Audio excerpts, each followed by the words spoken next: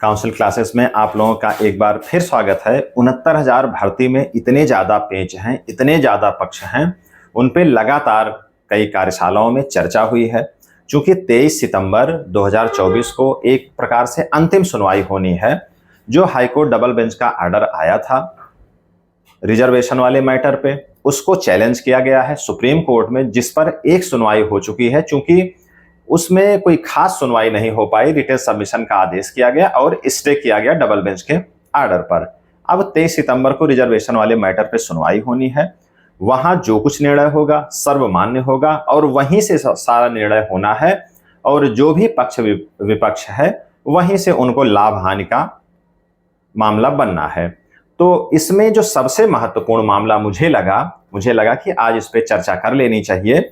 चूंकि जो भी मैं चर्चा करता हूं, मैं अपने तर्क पर जो भी दिखता है और साक्ष्य और जितना भी आगे पीछे की जो भी भर्तियां हैं उससे जो भी मिलता जुलता मामला रहता है उसके बारे में जोड़ते हुए करता हूं। अब इस भर्ती में एक सबसे महत्वपूर्ण मामला जो लगा मुझे, एमआरसी का मतलब मेरिटोरियस रिजर्व कैंडिडेट। मुझे ऐसा लगता है कि सारा जो खेल बिगड़ा है, सारा जो सिस्टम गड़बड़ाया है 69,000 भर्ती का, चाहे आरक्षितों के पक्ष में हो, चाहे उनके खिलाफ हो, चाहे सामान्य के पक्ष में हो, चाहे उनके खिलाफ हो, तो एमआरसी ही एक ऐसा प्रकरण मुझे लगता है जिसके वजह से इतना ज्यादा मामला 69,000 भर्ती में बिखर गया है। तो आज हम लोग एमआरसी पे जरूर चर्चा करेंगे, और एमआरसी पे चर्चा करते हुए 69,000 भर्ती का जो फैसला होना है उसमें एमआरसी की क्या भूमिका अब होने वाली है, क्या सुप्रीम कोर्ट में इसकी चर्चा होगी, इसकी वजह से कुछ राहत मिलेगी या फिर से नुकसान उठाना पड़ जाएगा, जो भी पक्ष विपक्ष इसके रहे हैं। चूंकि कहानियां इसमें बहुत सारी हैं, लेकिन एक छोटी सी कहानी एमआरसी की मैं सुना रहा हूं, थोड़ा सा आप ध्यान से सुनिए। एमआरसी का प्रकरण कहां से आया? मामला ये आज का नहीं है, मामला आया जो पिछली भर्ती आई थी 68,500 की। उसमें जो भर्ती आई थी उसका कट ऑफ 40-45 था, डिस्क्रिप्टिव टाइप का पेपर था, वो सब अलग मुद्दा है। उसमें जो उत्तीर्ण हुए लोग 40-45 के कट ऑफ पे 41,000 के आसपास लोग उसमें उत्तीर्ण हुए 68,500 में। चूंकि जो चयन की सूची बनाई गई जिला आवंटन की, वो 41,500 के सापेक्ष ही बना दी गई। 41,500 के सापेक्ष में अगर आप समझेंगे तो लगभग 20,500 के आसपास अनरिजर्व की सीट आएगी। तो अनरिजर्व की सीट 20,500 के आसपास आई और उसी सूची से फाइनल निर्धारण कर दिया गया। उसमें हुआ क्या कि जब ऐसी सूची बनी 41,000 के सापेक्ष, जबकि वो बननी थी 68,500 के सापेक्ष, 68,500 के 50% अगर आप उसका निकालेंगे यूआर की सीट, तो वो उसका आधा लगभग 34,000 के आसपास बैठेगा।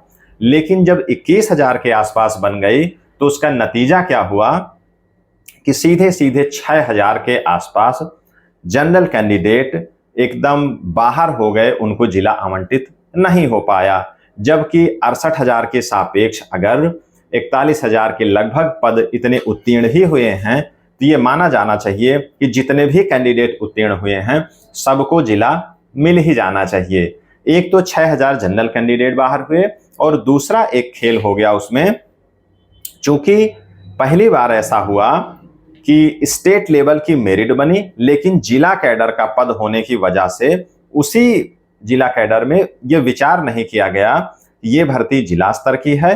स्टेट लेवल की मेरिट बनी और उसी के आधार पे क्रम से जिला का आवंटन कर दिया गया। एक तरफ से यूआर जनरल ऐसे बनाते हुए उसको आवंटित कर दिया गया। तो इस मसले से जिला कैडर पर विचार न करने के कारण 6,000 जनरल कैंडिडेट बाहर हो गए। और दूसरा क्या हुआ कि जो ओबीसी, ऐसे ओबीसी एससी जो मेरिटोरियस थे, जिनके अंक ज्यादा थे, उनका चयन जनरल में हुआ, जनरल का आशय यूआर में हुआ, और यूआर में होकर के वो दूसरे जिलों में चले गए। सपोज दैट जैसे हम लोग मान लेते हैं अगर किसी का अंक 60 है ओबीसी का, तो 60 अंक अगर उस जिले में जनरल कैटेगरी में वो नहीं हुआ, दूसरे जिले में अगर 69 का कट ऑफ है तो वो वहां चला गया, और उसके मूल जिले में जहां वो चाहता था उससे कम अंक का आरक्षित अभ्यर्थी उसको जिला मिल गया। तो नुकसान इसमें क्या हुआ कि जो मेधावी छात्र थे उनको दूर जिला मिला, जो कम अंक वाले थे उनको बेहतरीन जिला मिल गया। बेहतरीन का मतलब जो मूल जिला वो चाहते थे, और 6000 जनरल कैंडिडेट बाहर हो गए। मामला सिर्फ इतना हुआ कि 68,500 के सापेक्ष कैटेगरी ना बांट करके, सीट का आवंटन ना करके 41,000 के सापेक्ष बांटा गया। और दूसरा पेंच ये हुआ कि स्टेट लेवल की जब मेरिट बनी तो उसमें जिला स्तरीय पद चूंकि परिषदीय विद्यालयों का है, सहायक अध्यापकों का है, और जिला कैडर का ध्यान नहीं दिया गया। तो ये मामला वहां से बना। अब जब ये मामला बना, जो ओबीसी एससी कैंडिडेट अधिक अंक पाकर के दूर जिलों में चले गए और कम अंक पाकर के आरक्षित वर्ग अपने जिलों में हो गए, तो वो अधिक मेरिट वाले बच्चों ने सिंगल बेंच हाई कोर्ट में उन्होंने अपील दाखिल की। उन्हीं के साथ जो जनरल कैंडिडेट थे जिनका चयन नहीं हुआ, वो दोनों लोग गए, और उसका रिजल्ट क्या हुआ, ओबीसी कैंडिडेट जीत गए चूंकि वो अधिक मेरिट वाले थे, और कम मेरिट वालों को मूल जिला मिला हुआ था। तो सिंगल बेंच ने ऑर्डर किया सरकार को कि इनको अधिक मेरिट इनकी है, तो इसलिए इनकी वरीयता के हिसाब से इनको मूल जिले दिए जाए। जनरल की याचिका इसलिए खारिज हो गई, उनके खिलाफ ये तर्क आया चूंकि प्रथम आवंटन में इनको जिला नहीं मिला, और जिनको कम मेरिट पे मिला है वो द्वितीय सूची के हैं, मतलब जो सेकंड मेरिट में आए वो पहली सूची में नहीं हुए थे। तो निश्चित तौर पे ये सही बात भी है कि जिनको पहली सूची में स्थान नहीं मिला है, अगर मेरिट गिरती है तो उनके हिसाब से उनका आवंटन हो जाएगा, इसमें कोई दो राय नहीं है। फिलहाल 6000 कैंडिडेट को बाद में अलग से जोड़ करके पद वहां पर मिले, चूंकि 68,500 के सापेक्ष केवल 41,000 ही पद थे, सारे पद भरे नहीं हुए थे, इसलिए उनको अलग से न्याय मिल गया। तो इस तरीके से ओबीसी जो कैंडिडेट हैं, एससी जो कैंडिडेट हैं, जो मेरिटोरियस हैं, उनको सिंगल बेंच से न्याय मिला। फिर यही मामला जनरल कैटेगरी के लोग चले गए कहां, डबल बेंच में। अब जब वहां पहुंचे तो स्थिति वहां भी वही हुई, जनरल कैटेगरी को वहां पर भी लाभ नहीं मिला। ओबीसी जो मेरिटोरियस थे उनको वही पुराना फैसला मिला कि जो टॉप मेरिट के हैं उनको उनका मूल जिला दिया जाए वरीयता के हिसाब से, और जो उनसे कम वाले हैं उनसे कोई दिक्कत नहीं है।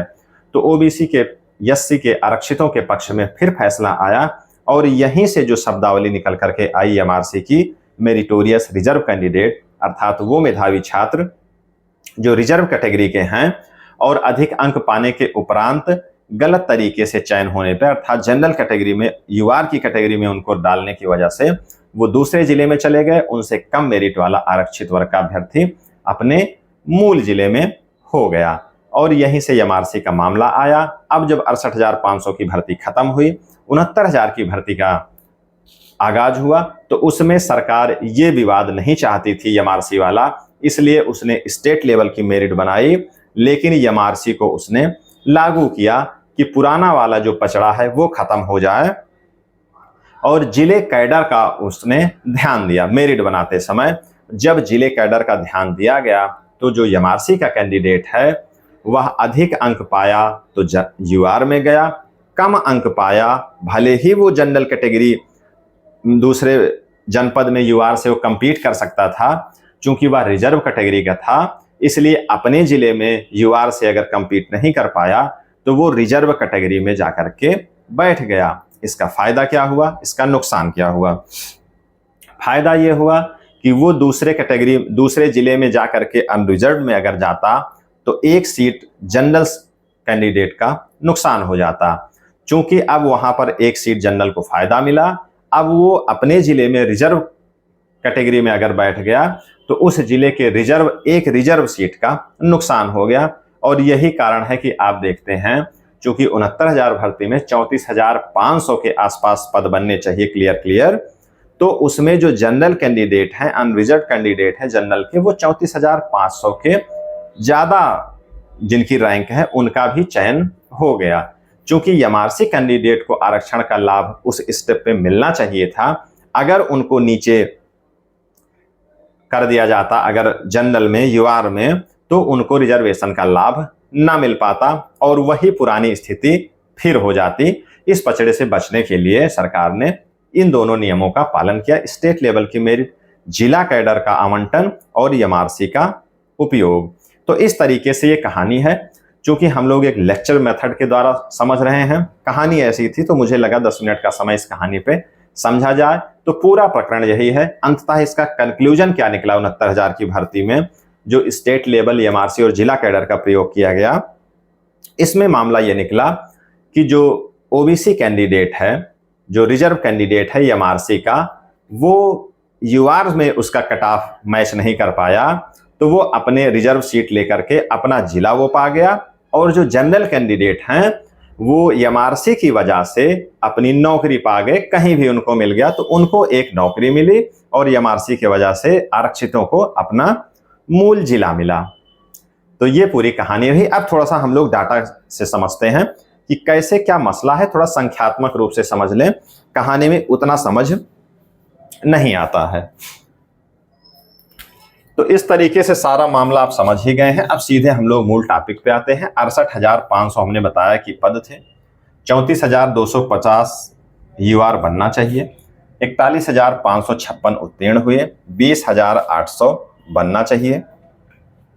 इसके सापेक्ष 68,500 की सूची बनी, 20,800 यूआर बने। इसका खामियाजा क्या हुआ? 6,000 जनरल कैटेगरी के लोग बाहर हो गए, उनको जिला ही नहीं मिल पाया, जबकि 68,500 में लगभग 27,000 पद अभी पर बचे हैं, फिर भी उनको जिला नहीं मिल पाया। और ओबीसी कैंडिडेट के साथ क्या हुआ, एससी कैंडिडेट के साथ क्या हुआ, जो जिनकी मेरिट अधिक थी, वो यूआर में जाने की वजह से दूसरा जिला उनको मिला और दूर के जिले मिल गए, और कम अंक वालों को अपना मूल जिला मिल गया।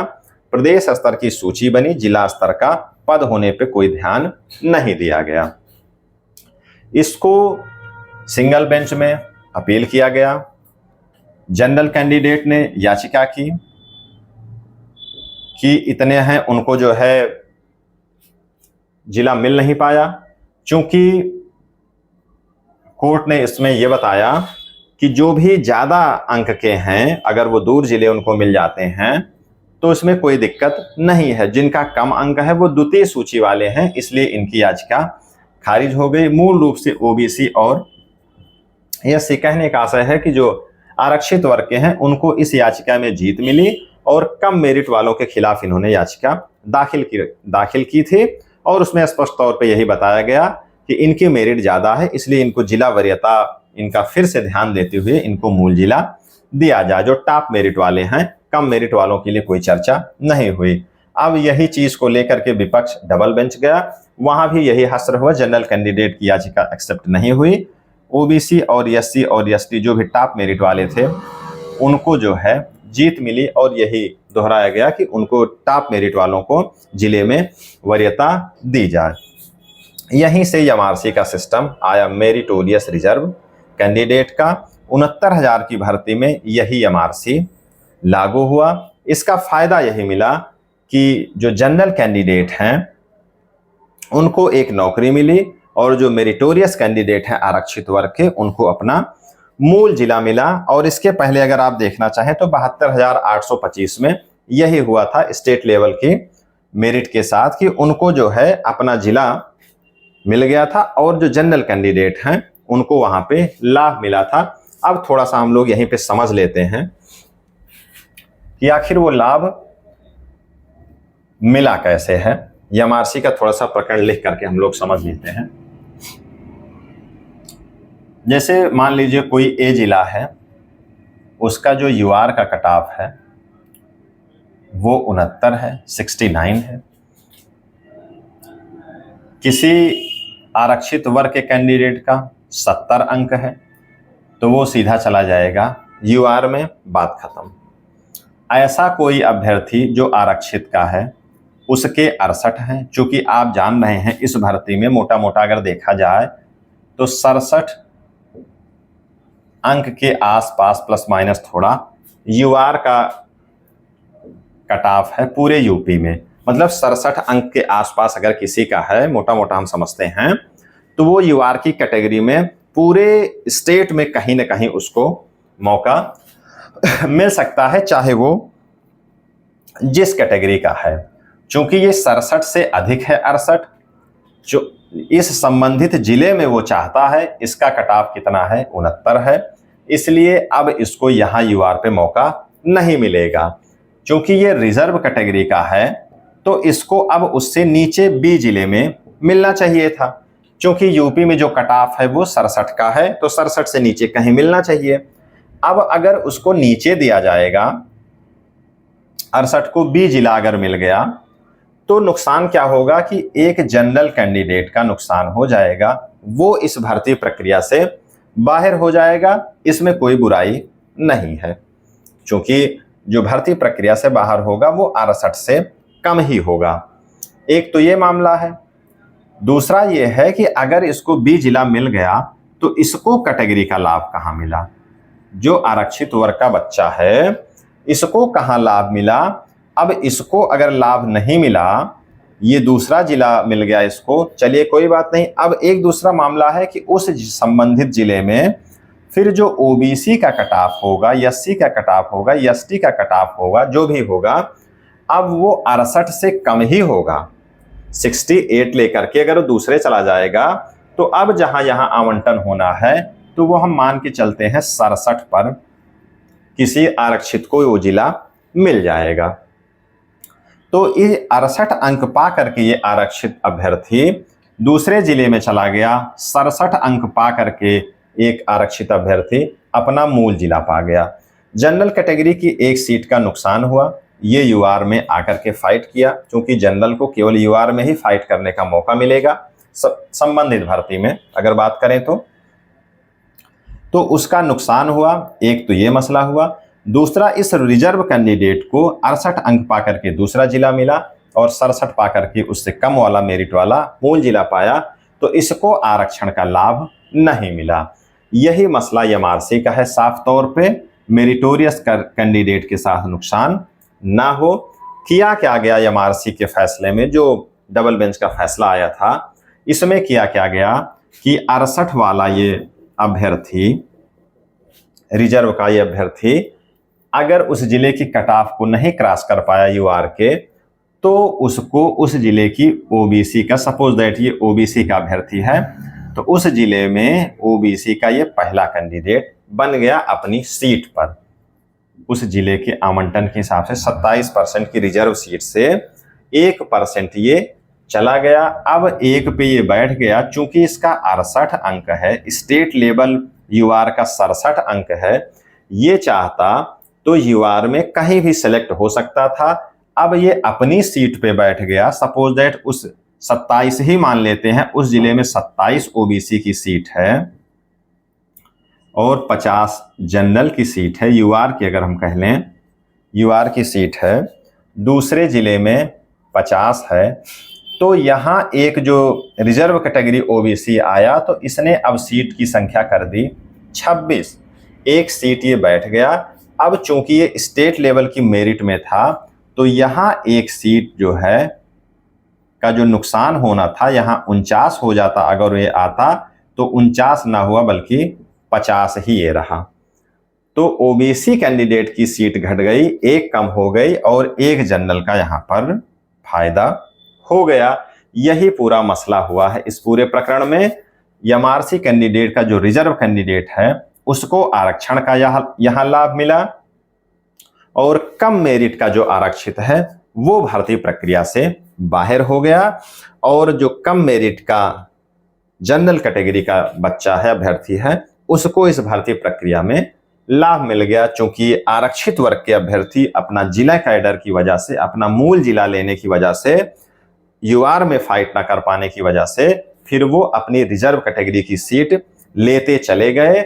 इस वजह से चूंकि 67 कट ऑफ है, 68 पा करके ये ओबीसी की सीट ले रहा है, और जबकि ओबीसी का पहला कैंडिडेट 67 से कम होना चाहिए था। स्टेट लेवल के हिसाब से देखेंगे तो उस जिले का जो पहला ओबीसी का कैंडिडेट होगा वो 67 से कम होना चाहिए था, लेकिन उस जो मेधावी छात्र है रिजर्व कैटेगरी का, उसने उस जिले में सीट लेकर के एक सीट उसने यहां कम कर दी रिजर्व की, एक सीट उसने जनरल की बचत कर दी। यही मूल कारण है कि पूरे भर्ती में 34,500 के ऊपर भी जनरल कैंडिडेट इस भर्ती प्रक्रिया में सेलेक्ट हो गए। और एमआरसी के आदेश के हिसाब से ये सही भी है, संवैधानिक भी है, और आरक्षित के हिसाब से उसको आरक्षण का लाभ बिल्कुल मिलना चाहिए। ज्यादा अंक पा करके आरक्षित अभ्यर्थी मेधावी होने की वजह से उसको खामियाजा नहीं भुगतना चाहिए। और जो पूरी प्रक्रिया है जिसको हानि उठानी पड़ रही है, वो सारे घटनाक्रम में, जैसे अगर 67 को हम माने तो वो 67 से कम का ही है, उसी को जो है हानि उठानी पड़ रही है।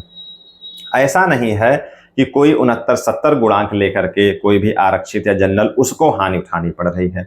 हानि जो भी उठानी पड़ रही है वो 67 अंक से नीचे वाले का है। मतलब एमआरसी जो मेधावी है उसको आरक्षण का लाभ मिल रहा है, जनरल कैटेगरी को एमआरसी की वजह से वेटेज मिल रहा है, उसकी सीट बच रही है, ओवरलैपिंग का जो मसला है वो घट रहा है। हाँ, आरक्षित के जो अभ्यर्थी हैं सीट पे उनका नुकसान हो रहा है। और यही दावा है, यही कहना है जिन आरक्षितों का चयन नहीं हुआ है, जिनके गुणांक 67 से कम हैं, वो ये चाहते हैं कि जो भी एमआरसी का कैंडिडेट है, चूंकि 68 अंक है, तो 68 अंक वो दूसरे जिले में जाकर के जनरल की सीट, यूआर की सीट ले सकता था, और ओबीसी का जो कम मेरिट का बच्चा है उसको जिला मिल जाता, तो उसको अपना ही मूल जिला मिल जाता। तो इसलिए उनका दावा है। तो सीधा सीधा न्यायोचित तो ये है कि जो मेधावी है उसके साथ फिर ये अन्याय हो जाता, उसको आरक्षण का लाभ कहाँ मिलता। तो पूरी भर्ती प्रक्रिया में यही सारा मसला हो गया है, और इसी के हिसाब से सारी प्रक्रिया इसमें समझी गई, समझाई गई। अब इसमें इसकी वैधानिकता कितनी है, चूंकि अब ये मसला सुप्रीम कोर्ट में जरूर रखा जाएगा और यहाँ वहां पर इसकी भी चर्चा होगी। जिला स्तर की सूची की चर्चा होगी, जिला कैडर का पद होने की वजह से जिला स्तर की सूची बनेगी, और वहीं पे स्पष्ट हो पाएगा। चूंकि एक सबसे बड़ा पेंच जो दिखता है कि सरकार ने अभी तक जिला स्तर की सूची नहीं निकाली। मेरी जो समझ है वो यही कहती है कि अगर जिला कैडर का पद है, जिला स्तर की सूची अगर वो प्रकाशित कर दे सीट के हिसाब से, क्या वहां उसने 27% को फॉलो किया है? अगर 27%, 21%, 2% जो भी रिजर्वेशन है, अगर वहां फॉलो किया गया है तो निश्चित तौर पे टेक्निकली वो सही है। व्यवहारिक तौर पे देखा जाए, जो व्यवहारिक मामला एक फंस रहा है वो यही है कि जो स्टेट लेवल की मेरिट है 67 और 11-11 मान लेते हैं, बाद में घटी थी ये 66 पॉइंट समथिंग, इसमें बड़ा कम अंतर आ रहा है। यहां से देखने पे लगता है कि घोटाला हुआ है, सिस्टम गड़बड़ हुआ है, लेकिन अगर एमआरसी के हिसाब से आप देखेंगे तो जो एमआरसी का मामला है, प्रकरण है, जो रिजर्व कैंडिडेट हैं उनको जो है लाभ मिला है वहां पे अपना मूल जिला पाने में। इस आदेश के तहत जनरल कैटेगरी को लाभ मिला है, जो कम अंक के आरक्षित हैं उनको घाटा जरूर उठाना पड़ा है। अब पूरे प्रकरण में इसके अलावा भी कुछ पेंच हैं, जहां तक मेरी नजर गई पूरे प्रकरण में एक बड़ा हिस्सा इसका रहा है जो 69,000 की सूची गड़बड़ हुई। जितने मामले उठे यहाँ पर उनमें एमआरसी की हिस्सेदारी बहुत ज्यादा लगती है। जो असल मुजरिम है इस 69,000 भर्ती का, इसको इतने दिनों से घुमाने के लिए जो जिम्मेदार है वो एमआरसी की प्रक्रिया है। एमआरसी के अभ्यर्थी कतई नहीं है, एमआरसी की प्रक्रिया है। अब उसको फॉलो किसी और तरीके से क्या किया जा सकता था जिससे जो आरक्षितों की सीट कम हो गई, जनरल कैटेगरी को थोड़ा सा लाभ मिल गया? क्या इसके अलावा ऐसी भी कोई प्रक्रिया अपनाई जा सकती थी जिससे सारे वर्ग, सारे पक्ष को एक उनका सिस्टम बैठ जाता, उनको लगता कि सबके साथ समान न्याय हुआ है? मेरी समझ यहां तक गई कि एमआरसी की वजह से काफी कुछ इसमें बिगड़ा हुआ है। जरूरी नहीं है कि मैं पूरा समझ पाया हूं, क्या इसके अलावा और भी पेंच हो सकते हैं? अब वो सारे पेंच, सारे मसले अब सुप्रीम कोर्ट में सुलझाए जाएंगे, देखे जाएंगे। अगर ये वैलिड साबित होता है तो इसके हिसाब से भर्ती प्रक्रिया बचेगी या आगे रन करेगी। अगर ये इनवैलिड साबित होता है तो वहां सुप्रीम कोर्ट है, उच्चतम न्यायालय है, वहां से इस पूरी प्रक्रिया को खारिज किया जा सकता है। या इसके अलावा कोई और पक्ष हैं, जहां तक आरक्षितों की बात है, आरक्षित वाले जो पक्षकार हैं उनकी बात है कि इसके अलावा कुछ और खेल किया गया है, वहां तक मेरी नजर स्पष्ट तौर पे नहीं जा रही है। तर्क के रूप में अब खेल किया गया है, नहीं किया गया है, सारा मूल्यांकन वहां पर होगा। चूंकि सरकार निचले स्तरों पे कई बार मान चुकी है, इसलिए लगता है कि कुछ और भी गड़बड़ियां जरूर हुई हैं, नहीं तो मामला कहीं ना कहीं सुलझ जाता। तो मेरा जो मूल उद्देश्य था, एमआरसी की प्रक्रिया को समझा जाए, इसने कैसे 69,000 भर्ती की सूची को प्रभावित किया है उसको समझा जाए, और जो घोटाला, जो धोखाधड़ी जो कुछ हुई है इसके माध्यम से हुई है, इसके अलावा कुछ हुई है, उसके बारे में सारी चर्चा पर चर्चा 23 सितंबर 2024 को सुप्रीम कोर्ट में हो ही जाएगी। तो मेरे समझ से मुझे ऐसा लगता है कि एमआरसी का जो प्रकरण है मैं समझा पाया हूं और आप समझ भी गए हैं। जरूरी नहीं है कि मैं इस पूरे विषय को सही से आपको समझा पाया हूं या मेरी समझ इस बारे में 100% सही हो। आप कमेंट में जरूर लिखें कहाँ मुझसे गलती हुई है या प्रकरण ठीक ठाक मैं समझा पाया हूं। हो सकता है आपके पास भी कुछ तर्क हो सकता है एमआरसी प्रकरण पर आपकी समझ ज्यादा हो, क्योंकि आप अभ्यर्थी हैं। 68,500 में भी बहुत लोग रहे होंगे, उन्होंने नजदीकी से इस पूरे मामले को देखा होगा। तो कमेंट में आप जरूर लिखें, लेकिन जो भी लिखें मर्यादित ढंग से लिखें, क्योंकि आप अध्यापक हैं, अभ्यर्थी हैं, एक छात्र हैं। निश्चित तौर पे एक दूसरे के लोग मर्यादा की सीमा में अपनी बात रख सकते हैं।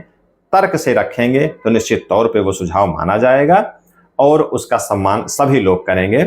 और एक महत्वपूर्ण सूचना यह है कि 23 अगस्त को सुप्रीम कोर्ट में जो सुनवाई होने वाली है उसमें लाइव अपडेट के माध्यम से हम लोग जुड़ेंगे, आपस में विचार विमर्श करेंगे, जो भी स्थितियां गतिविधियां होंगी एक दूसरे से साझा करेंगे। इसलिए कल सुबह से आप लोग जुड़ सकते हैं लाइव अपडेशन के लिए। कोर्ट में कितने बजे से सुनवाई होगी, कितने बजे क्या कुछ होगा, कौन सी बेंच सुनेगी, जो कि अभी तक तो निर्धारित है जो कुछ जिसको सुनना है। और एक दूसरे से लोग बातचीत करते हैं, साझा करते हैं और जानकारी भी मिलती है कहाँ त्रुटि हो रही है, कहाँ गलती पकड़ी गई। इन सब बातों के बारे में हम लोग चर्चा कल जरूर करेंगे और कल आप लोग जरूर जुड़िए। और महत्वपूर्ण सबसे मसला कि कमेंट में आप सकारात्मक बातें अगर आपको लगती हैं तो लिखें, उससे जो है उत्साह बनता है, उत्साह बढ़ता है। और जो कुछ गलतियां हैं उस सुझाव का भी स्वागत है। अगर मुझसे गलती होती है तो निश्चित तौर पे मेरे द्वारा स्वीकार किया जाता है, क्योंकि इतना बड़ा प्रकरण है 69,000 भर्ती का, इतने पेच हैं। जब सिंगल बेंच डबल बेंच में निर्धारित नहीं हो पाया, जजेस नहीं निर्धारित कर पाए और इतने सीनियर वकील उस मामले को नहीं समझा पाए, इतने अधिकारी जो स्पेशलिस्ट हैं, विशेषज्ञ हैं, वो नहीं समझा पाए, तो मेरे जैसे नाचीज के बस का नहीं है कि मैं सारी सही बातों को समझ पाऊं और आपको समझा पाऊं। तो इसी के साथ हम लोग ये कार्यशाला समाप्त करते हैं। मिलते हैं कल लाइव अपडेट में, सुप्रीम कोर्ट की जो लाइव अपडेट होगी उसमें। धन्यवाद।